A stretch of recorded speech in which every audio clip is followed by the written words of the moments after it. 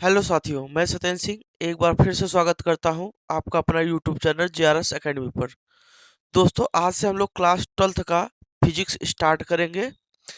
जो बच्चे 2023 और 24 सेशन के लिए तैयारी कर रहे हैं, जो कक्षा 12 में पढ़ रहे हैं, उनके लिए बहुत उपयोगी होगा। और ये जो क्लास है, ये आपका UP board, Chhattisgarh board, Madhya Pradesh board और बिहार बोर्ड, इसका मतलब क्या है कि जितने भी हिंदी मीडियम से बच्चे पढ़ रहे हैं, उनके लिए ये वीडियो क्या होगा, बहुत उपयोगी साबित होगा। तो दोस्तों, हम लोग यहाँ पर क्लास 12 का फिजिक्स के बारे में जिक्र करेंगे। आइए हम लोग शुरुआत करते हैं क्लास 12 की फिजिक्स का। अगर दोस्तों हम यहाँ पर बात करें कि जो फिजिक्स है, क्लास 12 का जो फिजिक्स है, जिसे हम लोग दोस्तों कहते हैं भौतिकी कहते हैं। क्या कहते हैं? भौतिकी या भौतिक विज्ञान कहते हैं। ये जो भौतिक विज्ञान है, ये दो पार्ट में होता है। एक होता है फिजिक्स फर्स्ट होता है और एक फिजिक्स सेकंड होता है। ये फिजिक्स फर्स्ट होता है और यहाँ पे फिजिक्स सेकंड पार्ट होता है। दो के दोनों आपका 35-35 नंबर के होते हैं। ओवरऑल देखा जाए यूपी बोर्ड में ये आपका 70 नंबर होता है। यहाँ पर जो हम लोग क्लास 12th का बात करेंगे, जो 12th का हम लोग यहाँ पर पढ़ाई करेंगे, सत्र 2023 और 24, मतलब जो बच्चे 2024 में क्या करेंगे, कक्षा 12 की परीक्षा देंगे, उनके लिए बहुत उपयोगी रहेगा, बहुत महत्वपूर्ण रहेगा, इंपॉर्टेंट रहेगा। अगर हम यहाँ पर देखें तो यहाँ पर हम लोग देखेंगे कि ये जो सिलेबस है वो एनसीईआरटी बेस्ड होगा। इसका मतलब क्या है कि हम यहाँ पर जितने भी चैप्टर आपको पढ़ाएंगे, वो आपका एनसीईआरटी पर क्या होगा, आधारित होगा एनसीईआरटी पर। और साथ में हम लोग क्या करेंगे, कुछ प्राइवेट जो बुक है और जो कॉम्पिटेटिव जो क्वेश्चन है, उनको साथ में हम लोग यहाँ पर लेकर चलेंगे। ठीक है दोस्तों, आज हम लोग यहाँ पर सबसे पहले स्टार्ट करेंगे फर्स्ट फिजिक्स, जो कि आपका स्टार्टिंग यहीं से होता है। इसका मतलब हम लोग चैप्टर फर्स्ट से देखेंगे।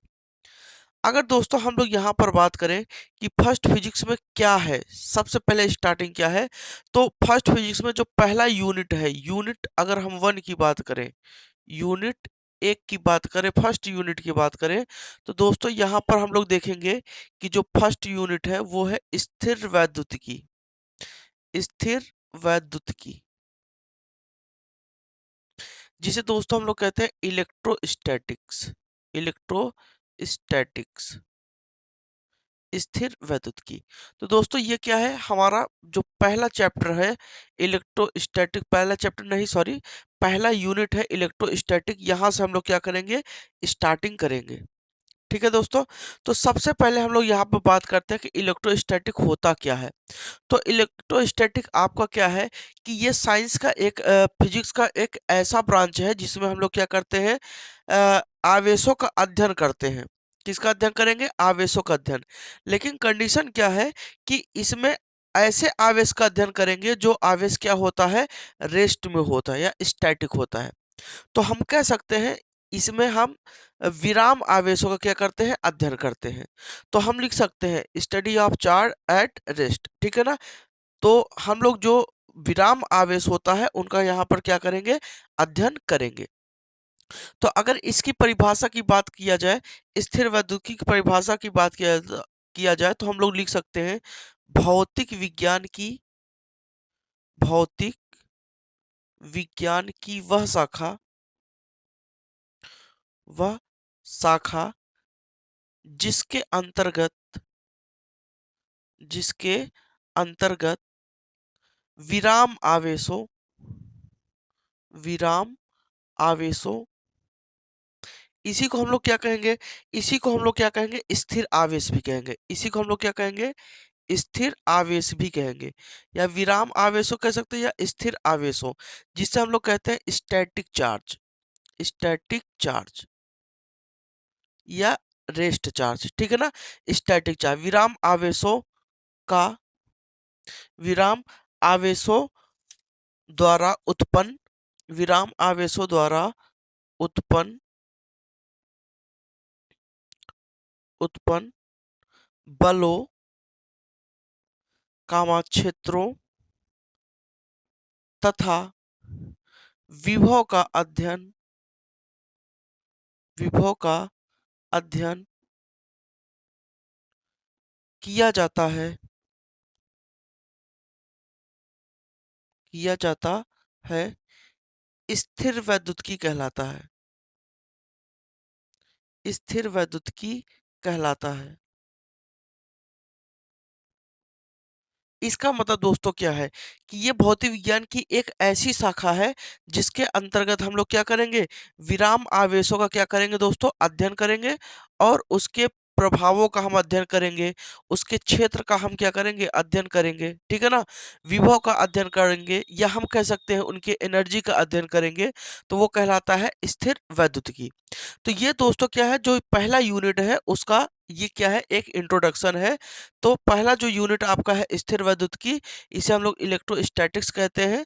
ये क्या होता है, भौतिक विज्ञान की वह शाखा जिसके अंतर्गत विराम आवेशों या स्थिर आवेशों द्वारा उत्पन्न बलों, क्षेत्रों तथा विभव का अध्ययन किया जाता है, स्थिर वैद्युतिकी कहलाता है। ठीक है दोस्तों। अब यहाँ से बात किया जाए, अगर देखा जाए यूपी बोर्ड में, तो यूपी बोर्ड में यहाँ पर से दोस्तों 8 नंबर का क्वेश्चन आता है। इस इलेक्ट्रोस्टैटिक से टोटल 8 नंबर का क्या आता है दोस्तों, क्वेश्चन आता है। अब बात आती है कि अगर यहाँ से देखा जाए कि इससे 8 नंबर का क्वेश्चन आता है तो इसमें कौन-कौन से चैप्टर आएँगे। तो दोस्तों अगर अकॉर्डिंग टू एनसीईआरटी चले, अगर एनसीईआरटी के आधार पर चले तो इसमें आपका 2 चैप्टर आएगा। जो पहला चैप्टर है उसे हम लोग क्या कहेंगे, वैद्युत, जो पहला चैप्टर है इसमें आएगा वैद्युत आवेश, वैद्युत आवेश तथा क्षेत्र। ये पहला चैप्टर है, ठीक है ना?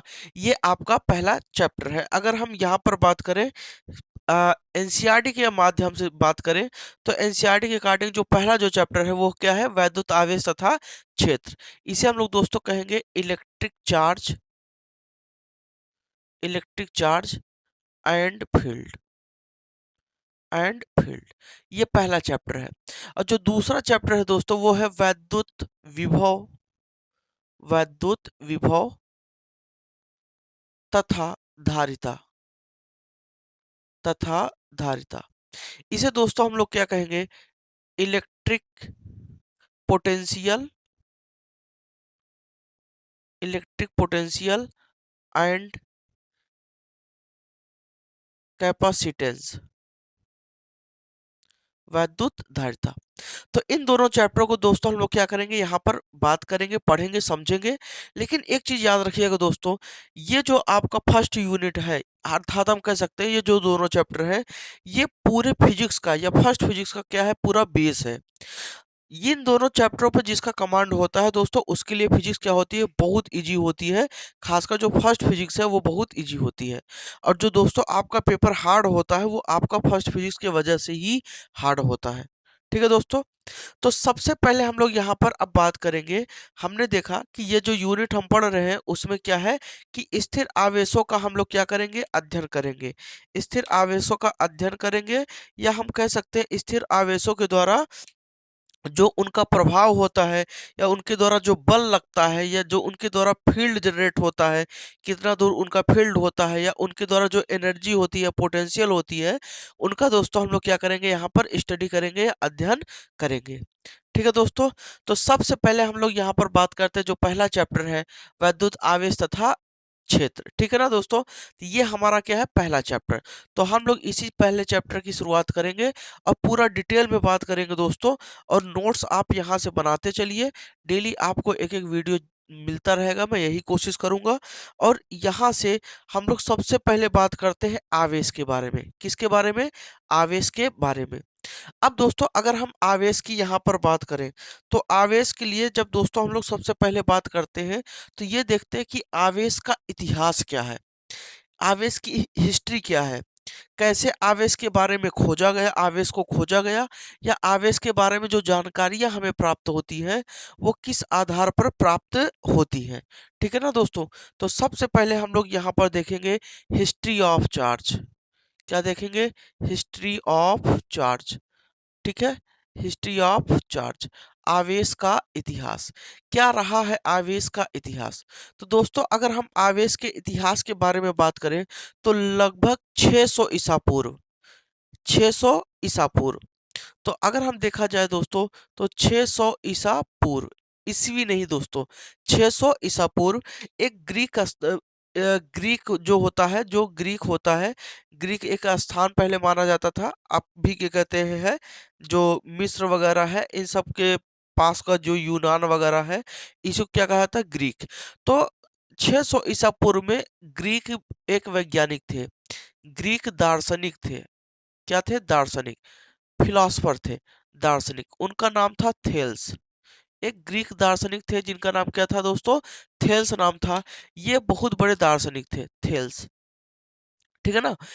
ध्यान से समझिएगा कि इतिहास का जो जन्म जो क्या कहते हैं, चार्ज का खोज हुआ, वो कैसे हुआ, कैसे हम चार्ज के बारे में जानने लगे। तो सबसे पहले अगर दोस्तों यहाँ पे बात किया जाए कि 600 ईसा पूर्व ग्रीक दार्शनिक थे थेल्स, और इन्हीं थेल्स को क्या कहा जाता है ग्रीक में? अगर बात किया जाए थेल्स को ग्रीक में क्या कहा जाता है? ग्रीक में विज्ञान का जनक कहा जाता है। क्या कहा जाता है? विज्ञान का जनक कहा जाता है ग्रीक में। किसमें? ग्रीक में जनक कहा जाता है। ठीक है ना? हम कह सकते हैं फादर ऑफ साइंस कहा जाता है। किसको? थेल्स को, ये माना जाता है। ठीक है ना? तो ग्रीक एक दार्शनिक थे थेल्स। उन्होंने देखा कि कुछ ऐसे पदार्थ जैसे एम्बर, ठीक है ना, एम्बर, ऊन, ठीक है ना, ऊन, रेशम का कपड़ा, इन सबको या बिल्ली की खाल को उन्होंने क्या किया? आपस में रगड़ा। तो अगर हम यहाँ पर दोस्तों बात करें कि कौन-कौन सा उन्होंने पदार्थ लिया था, अंबर लिया था, जिसे हम लोग इंग्लिश में एम्बर बोलते हैं, एम्बर। उन्होंने एम्बर लिया, और किसको लिया? एम्बर के साथ उन्होंने क्या लिया? उन्होंने ऊनी क्या लिया? कपड़ा लिया। क्या लिया? ऊनी कपड़ा लिया। या हम कह सकते हैं रेशम का कपड़ा लिया, रेशम का कपड़ा लिया। या दोस्तों हम लोग कह सकते हैं कि उन्होंने क्या लिया? बिल्ली की खाल लिया, बिल्ली की खाल। अब उन्होंने क्या किया? इन दोनों को, अंबर को ऊन के साथ या अंबर को रेशम के साथ उन्होंने क्या किया? मिक्स, मतलब रगड़ा। क्या किया? उन्होंने रगड़ा। जब उन्होंने रगड़ा, इसका मतलब क्या है कि जैसे मान लीजिए एक ये क्या है? ये एक अंबर है, अंबर एक पदार्थ है, और ये मान लीजिए ये क्या है? ये रेशम का कपड़ा है, यह ऊन का कपड़ा है। इसको, इस अंबर को उन्होंने क्या किया? इसको इससे ऐसे रगड़ा, रब किया। ठीक है ना? जब इसको रगड़ा तो देखा कि इस एम्बर पर, इस पर क्या हुआ कि इस पर एक प्रॉपर्टी जनरेट हो गई, एक गुण आ गया, जो कागज के छोटे छोटे टुकड़ों को या जो डस्ट पार्टिकल था, उनको दोस्तों क्या करता था? ये अपनी ओर आकर्षित कर लेता था। इसका मतलब कि ये जो आपका अंबर पदार्थ था, इसके अंदर छोटे-छोटे जो पार्टिकल होते हैं, डस्ट पार्टिकल या कागज के पार्टिकल, या हम कह सकते हैं कि जो धूल कण होते हैं, उनको क्या किया कर लेता था? ये अपनी ओर आकर्षित कर लेता था। इसका मतलब कि इसमें एक ऐसी प्रॉपर्टी जनरेट हो गई, जो वो स्मॉल पार्टिकल को क्या कर लेते थे? अपनी ओर आकर्षित कर लेते थे। ठीक है ना दोस्तों? तो ये इसके बारे में था। तो उन्होंने जब इसे रगड़ा, तो उनमें क्या हो गया? जो छोटे-छोटे कण थे, क्या थे? जो छोटे-छोटे कण थे, छोटे-छोटे कण थे, उन उन कणों को क्या किया? छोटे-छोटे कणों को आकर्षित करने लगा। क्या करने लगा? आकर्षित करने लगा। जब उसको रगड़ा तो छोटे-छोटे पार्टिकल को वो क्या करने लगे? आकर्षित करने लगे। अब जब आकर्षित करने लगे दोस्तों, तो उन्होंने बताया कि एक ऐसी इस पर प्रॉपर्टी होती है, जो ये आपका आकर्षित कर लेता है। ठीक है ना दोस्तों? फिर वहीं से बात खत्म हो गई। ये 600 ईसा पूर्व की कहानी थी, उसके बाद से कोई बात नहीं चली। लगभग 2000 वर्ष, कितने हजार वर्ष? 2000 वर्ष इस पर कोई बात नहीं हुआ। इसका मतलब कि अगर देखा जाए कि यहाँ से देखा जाए दोस्तों, आपका 600 ईसा पूर्व से क्या हो गया? 2000 वर्ष बीत गए। क्या हो गए? 2000 वर्ष बीत गए। उसके बाद तक कुछ इस पर कार्य नहीं हुआ। लेकिन 1600 ईस्वी में, कब दोस्तों? लगभग 1600 ईस्वी में, 1600 ईस्वी में एक साइंटिस्ट थे, डॉक्टर गिलबर्ट, डॉक्टर गिलबर्ट थे। ये आपका जो इंग्लैंड की महारानी थी एलिजाबेथ, उन एलिजाबेथ जो प्रथम थी, उनके क्या थे? फैमिली डॉक्टर थे। कौन? Doctor Gilbert. इन्होंने क्या किया कि जो थेल्स ने बताया था कि अंबर को ऊनी कपड़े से या रेशम के कपड़े से या हम बिल्ली की खाल से क्या करते हैं? रगड़ते हैं, तो उसपे एक विशेष प्रकार की प्रॉपर्टी डेवलप हो जाती है। तो उसी बात को उन्होंने क्या किया, एक्सपेरिमेंट किया और उन्होंने ये बात बताया कि अंबर ही नहीं कैसे और कई पदार्थ हैं, जैसे शीशा, कांच जिसे हम लोग कहते हैं, प्लास्टिक, ठीक है ना, रबड़, इन सबको क्या किया जाए, चमड़ा, गंधक, एबोनाइट, इन सबको क्या किया जाए, इन सबको अगर क्या कहते हैं रगड़ा जाए, क्या कहते हैं रेशम के कपड़े से या ऊनी कपड़े से, तो उन पर भी एक विशेष प्रकार की प्रॉपर्टी डेवलप होती है। इसका मतलब क्या है दोस्तों, कि जो थेल्स साहब थे उन्होंने केवल एक दो पदार्थों के बारे में ही बताया था, लेकिन जब गिलबर्ट आए तो उन्होंने किसके किसके बारे में बताया, उन्होंने कुछ अन्य पदार्थ को बारे में बताया, अन्य पदार्थ भी आया, और वो अन्य पदार्थों में कौन-कौन सा था, जैसे आपका शीशा आ गया, क्या आ गया दोस्तों? शीशा आ गया, जिसे हम लोग काँच कहते हैं, शीशा आपका आ गया, चमड़ा आ गया, चमड़े के बारे में उन्होंने बताया, गंधक के बारे में उन्होंने बताया, ठीक है ना दोस्तों? एबोनाइट के बारे में उन्होंने बताया, एबोनाइट आदि ऐसे कई पदार्थ थे, प्लास्टिक के बारे में बताया, आदि ऐसे कई पदार्थ थे कि उन्होंने कहा कि ऐसे और भी पदार्थ हैं जिनको अगर हम रगड़ते हैं तो उन पर एक विशेष प्रकार की प्रॉपर्टी डेवलप हो जाती है। ठीक है दोस्तों? ऐसे ही आप लोग जब छोटे थे तो आप लोग क्या करते थे, आप अपने पेन को लेते थे, उस पेन को अपने ऐसे बाल से क्या करते थे, रगड़ते थे और कागज के छोटे-छोटे पार्टिकल को उठाने की कोशिश करते थे और वो अट्रैक्ट भी कर लेता था। अपनी ओर दोस्तों क्या कर लेता था, आकर्षित भी कर लेता था। ये चीज़ आप लोगों ने एक्सपेरिमेंट किया है। ठीक है ना दोस्तों? तो ऐसा आप लोगों ने किया है तो सेम वही चीज़ें हैं, कोई अलग चीज़ें नहीं है।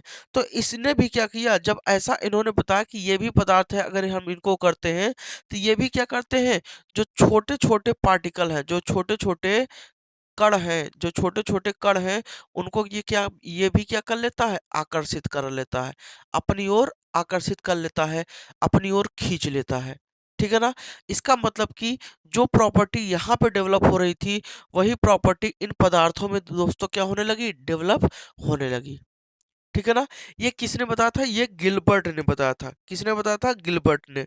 और जो अंबर होता है, जो एम्बर होता है, एम्बर को अगर देखा जाए दोस्तों, किसमें, ग्रीक वर्ड में, ग्रीक भाषा में, ग्रीक भाषा में एम्बर को क्या नाम दिया जाता है? इलेक्ट्रॉन। एम्बर को क्या कहा जाता है? इसी एम्बर को इलेक्ट्रॉन नाम दिया जाता है। इलेक्ट्रॉन, इलेक्ट्रॉन कहते हैं। क्या कहते हैं? इलेक्ट्रॉन। अब हम लोग जो इलेक्ट्रॉन, हम लोग जो इलेक्ट्रॉन लिखते हैं वो ELECTRON होता है, तो यहाँ पे क्या है, इलेक्ट्रॉन, ठीक है ना, के रहता है। तो एम्बर को ग्रीक वर्ड में क्या बोला जाता है, इलेक्ट्रॉन बोला जाता है। और यही जो इलेक्ट्रॉन है, इसका मतलब होता है इलेक्ट्रिसिटी। यही जो इलेक्ट्रॉन है, अगर ग्रीक वर्ड में देखा जाए तो इसी ग्रीक वर्ड में, ग्रीक में, इस इलेक्ट्रॉन का जो मतलब होता है इलेक्ट्रिसिटी, इलेक्ट्रिसिटी, ठीक है ना? जिसे हम लोग क्या कहते हैं दोस्तों, वैद्युतिकी कहते हैं। क्या कहते हैं? वैद्युतिकी कहते हैं, इलेक्ट्रिसिटी कहते हैं, वैद्युतिकी कहते हैं। तो ये दोस्तों इनके कहानी की बात हो गई कि कैसे क्या कहते हैं, इनका जो हिस्ट्री था वो देखा गया, किसका, चार्ज का। अब बात आता है दोस्तों कि जो 1600 ईस्वी में गिलबर्ट ने बताया था, यहीं से आगे थोड़ा बढ़ते हैं। एक क्या कहते हैं, वैज्ञानिक थे जिनका नाम सर टॉमस ब्राउन था। क्या नाम था? Sir Thomas brown. और इन्होंने 1646 की बात है, ठीक है ना, 1646 में इन्होंने अपने वक्तव्य को कहा, इन्होंने अपने स्टेटमेंट को दिया। तो अब हम लोग यहाँ पर देखेंगे कि 1646 ईस्वी, ठीक है, 1646 ईस्वी, sir Thomas brown, sir Thomas brown, इन्होंने क्या कहा?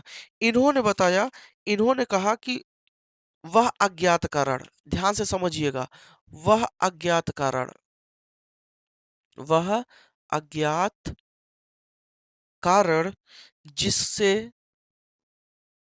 जिससे घर्षण, जिससे घर्षण द्वारा, द्वारा वस्तुओं, जिससे घर्षण द्वारा वस्तुओं में दूसरी वस्तुओं को, वस्तुओं में दूसरी वस्तुओं को, दूसरी वस्तुओं को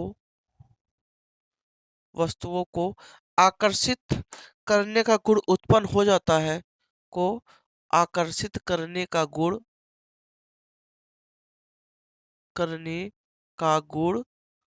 उत्पन्न हो जाता है, उत्पन्न हो जाता है, हो जाता है, हो जाता है, वैद्युत नाम दिया। इसी इसी चीज को उन्होंने कहा कि जब हम क्या करते हैं, इसको रगड़ते हैं, तो रगड़ने से हम कह सकते हैं, रगड़ने का मतलब उसमें फ्रिक्शन जनरेट कराते हैं, घर्षण कराते हैं, तो उससे जो दूसरी वस्तुओं को आकर्षित करने का जो गुण होता है, उसी गुण को नाम दिया गया, क्या नाम दिया गया, वैद्युत। उन्होंने क्या कहा, वैद्युत। ठीक है ना, उन्होंने जो नाम दिया उसको क्या कहा, उन्होंने वैद्युत नाम दिया। ठीक है ना। अब बात आती है कि ये जो वैद्युत होता है, या हम कह सकते हैं जो इलेक्ट्रिसिटी होती है वैद्युत की, तो अगर हम दोस्तों यहाँ पे बात करें इलेक्ट्रिसिटी क्या होती है, इलेक्ट्रिसिटी, इलेक्ट्रिसिटी, इसे हम लोग कहते हैं दोस्तों वैद्युत की। वैद्युत की क्या होता है, इलेक्ट्रिसिटी या वैद्युत की क्या होता है, तो अगर हम दोस्तों यहाँ पर बात करें, वह ऊर्जा जिसके कारण, अगर हम इसकी बात करें, वह ऊर्जा जिसके कारण, वह ऊर्जा जिसके कारण, वह ऊर्जा जिसके कारण अंबर तथा, अंबर तथा अन्य अन्य पदार्थों में, अन्य पदार्थों में, अन्य पदार्थों में हल्की वस्तुओं को, हल्की वस्तुओं को, वस्तुओं को अपनी ओर, अपनी ओर, हल्की वस्तुओं को अपनी ओर आकर्षित करने का गुण उत्पन्न होता है, अपनी ओर आकर्षित करने का गुण उत्पन्न होता है, करने का गुण उत्पन्न होता है, उत्पन्न होता है, वैद्युतिकी कहलाता है, वैद्युतिकी कहलाता है। इसका मतलब क्या है कि जो आपका वैद्युतिकी होता है वो क्या है, एक प्रकार का एनर्जी। ठीक है ना, क्या है, एनर्जी। और वो एनर्जी जिम्मेदार होता है अंबर या अन्य पदार्थों में, कोई भी आप अन्य पदार्थ ले लो, शीशा ले लो, आप एबोनाइड ले लो, आप रेशम ले लो, आप ऊन ले लो, इन सबको अगर आपस में आप रगड़ते हैं, तो उनमें जो आकर्षित करने का जो गुण डेवलप करता है, वही जो एनर्जी होता है, उस एनर्जी का नाम होता है इलेक्ट्रिसिटी। क्या नाम होता है दोस्तों, इलेक्ट्रिसिटी। तो ये ओवरऑल क्या था, इलेक्ट्रिसिटी या चार्ज के बारे में क्या था, इतिहास था। अब यहाँ से तो यही जो आपका है, तो यहीं से आपका निकल के आया इलेक्ट्रिसिटी, और यहीं से बात आती है किसकी, चार्ज की बात आती है। ठीक है ना। तो ये जो प्रॉपर्टी डेवलप होता है, उसी प्रॉपर्टी को नाम दिया गया, क्या, इलेक्ट्रिक चार्ज नाम दिया गया। जब हम दो वस्तुओं को आपस में रगड़ते हैं, ठीक है ना, और वो दो वस्तुएं कौन कौन से हो सकती है, बिल्ली की खाल हो सकती है, एबोनाइट के छड़ हो सकती है, या कांच हो सकता है, रेशम हो सकता है। इनको जब आपस में रगड़ते हैं, तो इन पर एक विशेष प्रकार की दोस्तों क्या आ जाती है, प्रॉपर्टी डेवलप हो जाती है, और उसी प्रॉपर्टी को हम लोग क्या कहते हैं, वैद्युत आवेश। ठीक है ना। तो अब अगर हम दोस्तों यहाँ पर बात करते हैं कि वैद्युत आवेश क्या होता है, इसकी परिभाषा क्या होती है, इसके बारे में जानते हैं, वैद्युत आवेश क्या होता है और इसकी परिभाषा क्या होती है, इसके बारे में दोस्तों हम लोग यहाँ पर जानने की कोशिश करते हैं। तो सबसे पहले यहाँ पर हम लोग हेडिंग देखेंगे, वैद्युत आवेश। क्या नाम देंगे, वैद्युत आवेश नाम देंगे। इसे हम लोग दोस्तों कहेंगे इलेक्ट्रिक चार्ज। क्या नाम देंगे दोस्तों, इलेक्ट्रिक चार्ज नाम देंगे। ठीक है, इलेक्ट्रिक चार्ज नाम देंगे। अब दोस्तों अगर हम इलेक्ट्रिक चार्ज की बात करें, तो हम लिख सकते हैं कि वैद्युत आवेश किसी वस्तु का ऐसा गुण होता है जो उसमें वैद्युत तथा चुंबकीय प्रभाव क्या करता है, उत्पन्न करता है। क्या करता है, वैद्युत तथा चुंबकीय प्रभाव उत्पन्न करता है। तो हम लिख सकते हैं वैद्युत आवेश, वैद्युत आवेश किसी पदार्थ का वह गुण होता है, वह गुण होता है जो उसमें जो उसमें वैद्युत तथा वैद्युत तथा चुंबकीय प्रभाव चुंबकीय प्रभाव उत्पन्न करता है, चुंबकीय प्रभाव करता है उत्पन्न करता है। ठीक है ना? तो उसे हम लोग क्या कहेंगे? वैद्युत आवेश। तो वैद्युत आवेश किसी पदार्थ का वह गुण होता है जो उसमें वैद्युत तथा चुंबकीय प्रभाव उत्पन्न करता है। अब बात आती है कि वैद्युत आवेश को किससे प्रदर्शित करते हैं? तो हम यहाँ लिखेंगे वैद्युत आवेश को वैद्युत आवेश को आवेश को स्मॉल क्यू या कैपिटल क्यू से भी रिप्रेजेंट करते हैं। ठीक है ना? चाहे स्मॉल क्यू से आप रिप्रेजेंट करिए, चाहे कैपिटल क्यू से रिप्रेजेंट करिए, हम ओवरऑल कह सकते हैं इसे क्यू से रिप्रेजेंट कर कर सकते हैं। ठीक है ना? तो इसे स्मॉल क्यू या कैपिटल क्यू से प्रदर्शित करते हैं, प्रदर्शित करते हैं करते हैं। अब दोस्तों बात आती है कि आवेश का फार्मूला क्या होता है? तो दोस्तों अगर हम बात करें आवेश का जो फार्मूला था वो Q बराबर क्या होता है? N इंटू ई होता है। Q बराबर क्या होता है दोस्तों? N इंटू ई। अगर हम यहाँ पर Q की बात करें तो Q की बात करें तो Q क्या है? वैद्युत आवेश है, वैद्युत आवेश। और दोस्तों इसे हम लोग क्या कहेंगे? इलेक्ट्रिक चार्ज कहेंगे। क्या कहेंगे? इलेक्ट्रिक चार्ज कहेंगे, वैद्युत आवेश। एन क्या है? एन आपका इलेक्ट्रॉन की संख्या है, इलेक्ट्रॉन की संख्या। ठीक है? इलेक्ट्रॉन की संख्या। इसे हम लोग कहेंगे नंबर ऑफ इलेक्ट्रॉन। क्या नाम देंगे दोस्तों? नंबर ऑफ इलेक्ट्रॉन, इलेक्ट्रॉन की संख्या। और ई क्या है? इलेक्ट्रॉन पर आवेश, इलेक्ट्रॉन पर आवेश, इलेक्ट्रॉन पर आवेश। ठीक है? Charge on electron, charge on electron. और ये जो ई होता है इसका दोस्तों मान कितना होता है? तो ई बराबर 1.6 गुणित 10 की घात माइनस 19 कूलाम होता है। ठीक है दोस्तों, ये याद रखेंगे कि जो स्मॉल ई होता है इसका मान कितना होता है। तो अगर दोस्तों हम यहाँ पर वैद्युत आवेश के बारे में बात करें, वैद्युत आवेश होता क्या है? तो वैद्युत आवेश किसी पदार्थ का वह गुण होता है जो उसमें वैद्युत तथा चुंबकीय प्रभाव उत्पन्न करता है, उसे हम लोग क्या कहेंगे? वैद्युत आवेश। और इसे किससे? स्मॉल क्यू से रिप्रेजेंट करते हैं, क्यू से प्रदर्शित करते हैं। क्यू बराबर होता है एन इंटू ई। एन क्या है? Number of electron. क्यू क्या है? इलेक्ट्रिक चार्ज है। और ई क्या है? Charge on electron. और ई की जो वैल्यू होती है दोस्तों वो 1.6 गुणित 10 की घात माइनस 19 कूलाम होती है। तो दोस्तों ये ओवरऑल किसके बारे में था दोस्तों? चार्ज के बारे में। आपको ये वीडियो कैसा लगा? आप ज़रूर कमेंट बॉक्स में आप अपना राय व्यक्त करिएगा। अगर आपको वीडियो अच्छा लगा हो तो आप इसे लाइक करिएगा, अपने दोस्तों में शेयर करिएगा और चैनल को सब्सक्राइब करिएगा। और दोस्तों हम लोग मिलते हैं अगले वीडियो में, इसी आवेश के बारे में पूरा डिटेल में और बात करेंगे।